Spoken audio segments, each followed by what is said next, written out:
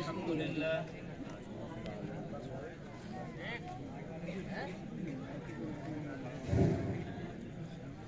الحمد لله الحمد لله وكفى وسلام على عباده الذين اصطفى أما بعد فقد قال الله تبارك وتعالى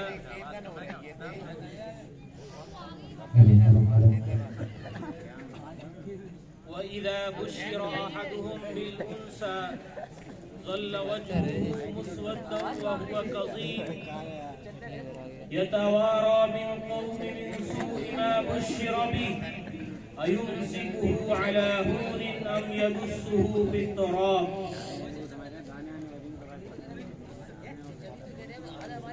انس بن مالك رضي الله عنه مرفوعا قال قال رسول الله صلى الله عليه وسلم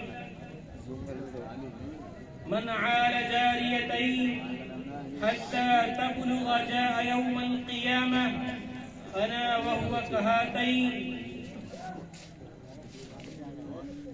قابل قدر قابل احترام حضرات علماء اکرام اور بہت ہی قابل قدر میرے محترم دوستوں، عزیزوں، بھائیوں، بزرگوں اور بڑی امیدوں سے وابستہ پردے میں بیٹھی میری ماں اور بہنوں،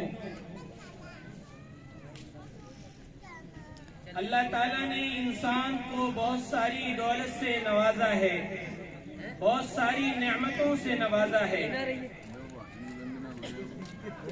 جہاں اللہ تعالیٰ نے انسان کو بہت ساری نعمتوں سے نوازا، وہیں سب سے اہم اور سب سے قدر و منزلت، سب سے خاص، سب سے اہم، دل کو چھونے والی نعمت، بڑھاپے کا سہارا، آنکھوں کی ٹھنڈک، زندگی کی آرام و راحت کا سکون اللہ تعالیٰ نے اولاد نعمت سے عطا فرمائی. میرے دوستو، بھائی داؤد صاحب کے یہاں یہ عقیقے کا پروگرام ہوا.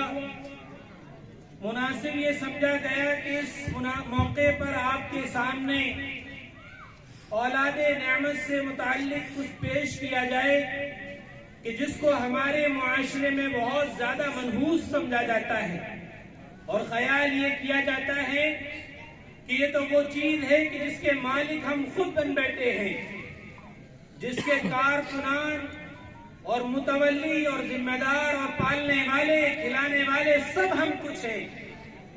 میرے عزیزوں، ہم غور کریں نبی پاک صلی اللہ علیہ وسلم کی اس قول اور اس بات پر.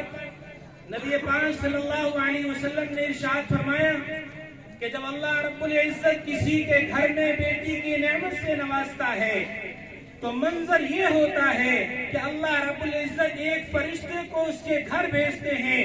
وہ فرشتہ آسمان سے اتر کر زمین پر آتا ہے. زمین پر اترنے کے بعد اپنے پروں سے اس بچے کو سائے میں لے لیتا ہے اور بہت ہی خوبصورت الفاظ استعمال کرتا ہے کہ یہ ننھی منی کمزور سی جان ہے جس کو اللہ رب العزت نے کمزور جان سے پیدا کیا ہے.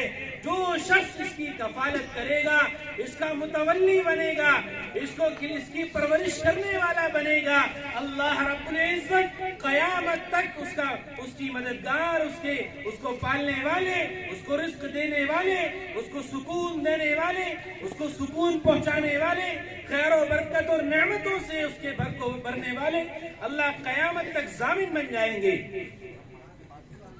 اور آج ہماری امت کا حال یہ ہے کہ اگر کسی شخص کے گھر میں بیٹی پیدا ہو جائے تو خیال یہ ہوتا ہے کہ ہمارے گھر کی چوکھٹ کالی پڑ گئی، ہمارے گھر کا منحوس دروازہ کھل گیا، ہمارے گھر میں آندھی طوفان مصیبتیں اور کبھی نہ ختم ہونے والی مصیبت، نہ ٹلنے والی مصیبت آئی گئی. اب اسے کہاں سے کھلائیں گے؟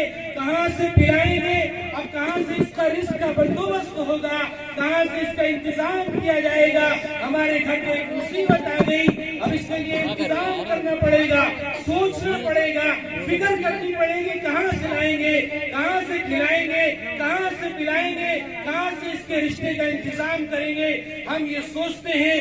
میرے دوستوں غور کرو، حضرت عبداللہ ابن عمر رضی اللہ تعالیٰ عنہ کی روایت پر، حضرت عبداللہ ابن عمر رضی اللہ تعالیٰ عنہ کے پاس ایک شخص بیٹھا ہوا تھا اور یہ کہہ رہا تھا کہ میرے پاس جو اولاد ہے میں خیال کرتا ہوں، سوچتا ہوں کہ وہ مر جائے، اس کو موت آ جائے۔ فوراً حضرت عبداللہ ابن عمر رضی اللہ تعالیٰ عنہ نے فرمایا، اے شخص تو کیسی بات کرتا ہے؟ کیا تو اس کا رزق دینے والا تو ہے؟ کیا پالنے والا تو ہے؟ کیا اس کو کھلانے والا تو ہے؟ اس کا ذمہ دار تو ہے؟ کہ یہ جان تو نے بنائی؟ کہ اس انسان کو تو نے بنایا؟ میرے عزیزوں، جس کو ہم اولاد سمجھتے ہیں، میرے عزیزوں، اولاد سے پہلے، سب سے پہلے اللہ رب العزت کی مخلوق ہے، اور ہم یہ سمجھتے ہیں کہ اس کا انتظام کہاں سے ہوگا۔ ایک مرتبہ ایک ہاسپٹل میں موجود تھا، ایک صاحب کی عیادت کرنے کے لیے گیا تو دیکھا کہ ایک سر پر ایک شخص ٹوپی لگایا ہوا ہے اور بہت تیز آنسو کے ساتھ رو رہا ہے۔ میں نے وہاں معلوم کیا کہ اتنی تیز آواز سے کیوں رو رہا ہے۔ ایک شخص نے بتایا کہ اس کے پہلے بھی بیٹی تھی اور اب بھی بیٹی ہو گئی۔ سارے لوگوں کا خیال یہ تھا کہ اب بیٹا ہوگا۔ وہ خاندان بھی اس آواز کے سننے کے منتظر تھے، وہ کام بھی سننے کے منتظر تھے کہ بیٹا پیدا ہوگا، ان کے گھر میں لال آئے گا، ان کے گھر میں گلاب کھلے گا، ان کے گھر میں بڑھاپے کا سہارا آئے گا۔ لوگ یہ خیال کرتے ہیں، اس خیال میں کہ پوری زندگی گزار دیتے ہیں۔ میرے عزیزوں، کیا ہم کھلانے والی ہماری ذات ہے؟ کیا پالنے والی ذات ہماری ہے کہ ہم اس کا انتظام کریں گے؟ نہیں میرے دوستو، مریم علیہ السلام کو اللہ تعالیٰ نے باپ کے بغیر اولاد عطا فرمائی، ابراہیم علیہ السلام کو اللہ تعالیٰ نے بڑھاپے میں اولاد عطا فرمائی۔ اولاد کا دینے والا، اولاد نعمت، اس کا قادر، اس کا قبضہ قدرت صرف اللہ کے ہاتھ میں ہے، اللہ عطا فرمائے گا۔ نہ کسی ڈاکٹر سے، نہ کسی سرجن سے، نہ کسی عالم سے، نہ کسی مفتیان اکرام سے، نہ کسی پادری سے۔ ہم جس سے چاہے پرچے لکھوا لیں، تعویذ گنڈے کرا لیں۔ میرے عزیزوں، عورتوں کی گودوں کو کوئی نہیں باندھ سکتا۔ چاہت کے مطابق اولاد نہیں ہو سکتی۔ اللہ کہتا ہے یَهَبُ لِمَن يَشَاءُ إِنَاثًا وَيَهَبُ لِمَن يَشَاءُ الذُّكُورَ۔ میں جس کو چاہتا ہوں لڑکا دیتا ہوں، میں جس کو چاہتا ہوں بیٹی دیتا ہوں، لڑکی دیتا ہوں۔ یہ گاڈ گفٹ ہے اللہ کی طرف سے۔ علماء اکرام جانتے ہیں ہبہ کے معنی گفٹ کرنے کے آتے ہیں، یہ اللہ کی طرف سے گاڈ گفٹڈ ہے۔ تو اللہ جس کو اولاد عطا فرما دے، چاہے لڑکا عطا فرما دے، لڑکی عطا فرما دے، ہمیں خوش رہنا چاہیے۔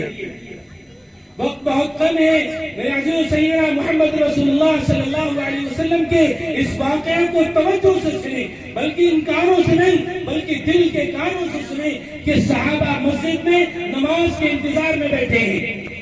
اللہ کے نبی صلی اللہ علیہ وسلم اپنی نوازی کو کندھے پر لے کر آتے ہیں، سارے صحابہ نماز کے لیے منتظر ہیں، اور پیارے حبیب سرکار دو عالم صلی اللہ علیہ وسلم اپنی نوازی کو، بیٹی کو نہیں، اپنی بیٹی کی بیٹی کو کندھے پر لے کر آ رہے ہیں۔ صحابہ کہتے ہیں کہ ہم تعجب میں حیران تھے کہ اللہ کے نبی صلی اللہ علیہ وسلم کے کندھے پر بیٹی بیٹھی ہوئی ہے، آپ کی بیٹی بیٹی ہوئی ہے، آپ تشریف لا رہے ہیں، آپ ظہر کی نماز کا وقت ہے، 4 رکعت آپ کو نماز پڑھانی ہے، آپ نے اسی حالت میں نماز پڑھائی، 1 رکعت نہیں بلکہ 4 رکعت میں آپ نے اس حالت میں پڑھائی ہے کہ آپ کی بیٹی کی بیٹی، آپ کی نوازی آپ کے کندھے پر بیٹھی ہوئی تھی۔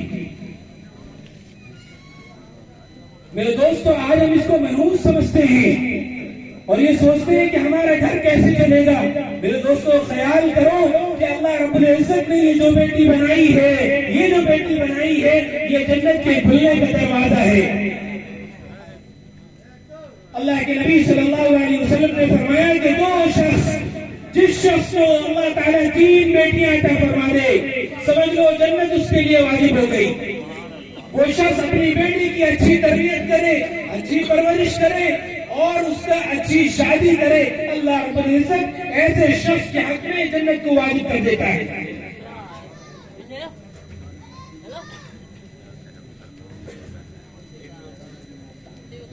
میرے عزیزوں، ہمارے معاشرے کا بہت برا حال ہے۔ ہم اپنے معاشرے سے اس خرابی کو دور کریں اور یہ فکر کریں کہ جہاں ہم بیٹی کی ولادت سے، بیٹی کی پیدائش سے منحوسیت سمجھتے ہیں اور یہ سمجھتے ہیں کہ اب ہماری زندگی کا گھر کیسے چلے گا، اب ہمارے بڑھاپے کا سہارا کیا بنے گا۔ غور کریے آپ کہ حضرت عمران رضی اللہ تعالیٰ کی بیوی نے اللہ رب العزت سے بیٹے کی نظر مانی، یہ کہا کہ اللہ تو مجھے بیٹا عطا فرما دے، اے اللہ تو مجھے بیٹا عطا فرما دے، لیکن اللہ تعالیٰ نے آپ کو بیٹی عطا فرمائی۔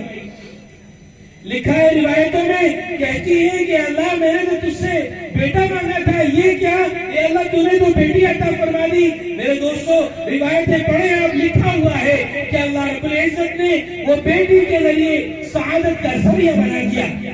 قرآن نے بیٹی کے ذریعے سے آپ کا پیغام پہنچا دیا کہ جس کو کروڑوں لوگ پڑھیں گے، بار بار اس کو دہرایا جائے گا، اس واقعے کو پڑھا جائے گا، یہ صرف کس مناسبت سے، بیٹی کی مناسبت سے۔ اور ہمارا خیال یہ ہے کہ جہاں ایک بیٹی ہو جائے، دو بیٹی ہو جائے، بس فیملی پلاننگ شروع کر دیتے ہیں، نہیں اب تو کچھ نہیں ایسا نہ ہو، 2-4 بیٹیاں ہو جائیں۔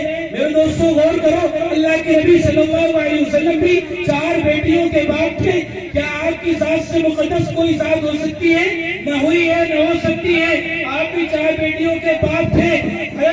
حضرت خدیجہ رضی اللہ تعالیٰ کے بارے میں فرمایا آپ صلی اللہ علیہ وسلم نے کہ وہ بھی 4 بیٹیوں کی ماں ہیں۔ تو ہم غور کریں کہ جو ہمارے نبی ہیں، جو امہات المؤمنین ہیں، وہ بھی 4 بیٹیوں کی ماں ہیں۔ اور ہمارے یہاں اگر ایک بیٹی کے بعد دوسری بیٹی پیدا ہو جائے فوراً کلبلی شروع ہو جاتی ہے۔ کیا کریں، اب نسبندی کرا لیں، کیا کریں، اب چھوڑ دیں، اللہ سے آس لگانا بند کر دیں؟ نہیں میرے دوستو، سوچ لو، غور کر لو۔ اگر ہمارا ایمان مضبوط ہے، ہمارا یقین مضبوط ہے، ہماری نمازیں مضبوط ہیں، اللہ کا حکم مضبوطی سے پورے کرنے والے ہیں، تو ہماری ایک آسمان کے دروازوں کو پھاڑ دے گی اور جو ہم مانگیں گے وہ ہمیں مل جائے گا۔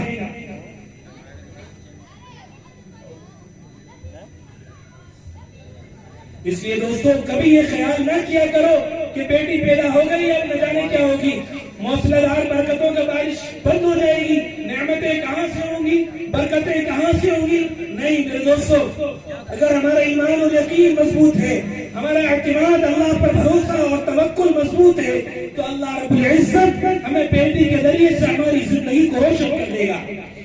اور اگر اللہ نے ہم نے مانگی اللہ سے بیٹا تھا لیکن بیٹی عطا فرما دی، لیکن ہم نے اللہ سے بیٹا مانگا اور بیٹا ہی مل گیا، تو میرے دوستو آگے چل کر اللہ نے اس کو ایسی اولاد بنا دیا کہ جسے دیکھنے کو ہمارا دل گوارا نہیں ہوتا۔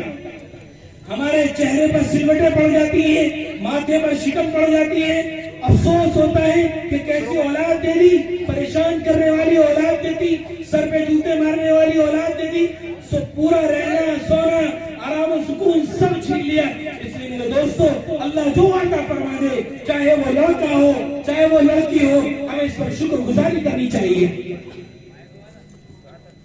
تو اگر ہمارے یہاں اولاد پیدا ہو جائے اور اولاد کی خوشخبری مل جائے تو سب سے پہلا ایک کام یاد رکھو، اس کو مت بھولنا، اس کو ضرور یاد رکھنا۔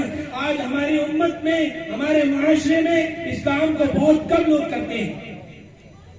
دوستو یاد رکھو کہ جب آپ کو معلوم ہو کہ آپ کو اللہ نے نعمت اولاد سے نواز دیا ہے تو فوراً جملہ یاد کرو، ماشاء اللہ، الحمدللہ، لا قوت الا باللہ کہہ دیا کرو۔ جب آپ یہ کلمات کہہ لو گے تو اللہ رب العزت تمام آفات سے، مصیبتوں سے، تمام بیماریوں سے اللہ محفوظ کر دے گا۔